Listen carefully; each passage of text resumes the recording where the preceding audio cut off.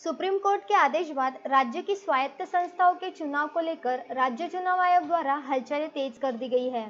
अमरावती जिले की सबसे बड़ी अवर्ग अचलपुर नगर पालिका में चुनाव को लेकर बेसब्री से इंतजार किया जा रहा है। चुनाव लड़ने की इच्छा रखने वालों में गजब का कॉन्फिडेंस नजर आ रहा है। पहले एक नहीं, दो नहीं, बल्कि तीन बार चुनाव जीतने की तैयारियों में जुट चुके इच्छुकों को समय समय पर लगे चुनाव पर ब्रेक की वजह से निराश होना पड़ा था। पर अब जब सुप्रीम कोर्ट ने जल्द चुनाव करवाए जाने का फरमान सुनाया है, तब एक बार फिर इन इच्छुकों की महत्वाकांक्षा कुल बुलाने का चित्र है। तमाम राजनीतिक दल भी अपने अपने तरीके से चुनाव की रणनीतियां बनाने में सक्रिय नजर आ रहे हैं। पुराने नगर सेवक एक बार फिर अपने बचा कर रखे कुछ काम जनता की सेवा में समर्पित कर एक बार फिर नगर पालिका सदन पहुंचने की तैयारियों में जुट गए हैं। जनता ने भी परंपरागत रूप से चुनाव की चर्चा का जिम्मा बड़ी शिद्दत के साथ संभाल लिया है। अपनी कुशाग्रता और बाहुबल से राजनीतिक गोटियां फिट कर चुके बुद्धिजीवियों के लिए जल्द चुनाव हो जाने की दुआओं का दौर शुरू है। फिलहाल प्रभाग रचना को लेकर प्रक्रिया जारी है।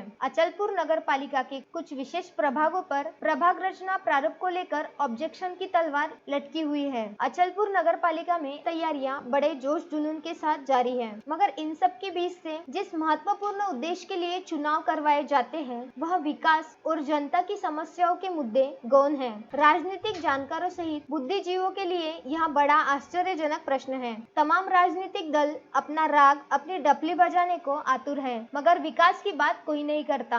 विगत 5 साल में तो ये बात नहीं हुई, पर चुनाव के मुहाने पर तो कमोबेश विकास की बात होनी चाहिए, ऐसा मत जानकारों का है। यह बात तो शाश्वत सत्य है कि जुड़वा शहर अभी तक सर्वांगीण विकास को तरस रहा है। जनता की समस्याएं सालों से जैसी की तैसी पड़ी हुई है। ऐसे में विकास और समस्या मुक्ति की बात को दरकिनार कर चुनाव की सर्वांगीण रूप से तैयारियां शुरू कर दी गई है। जय कुमार घिया के साथ पंकज साबू, अचलपुर।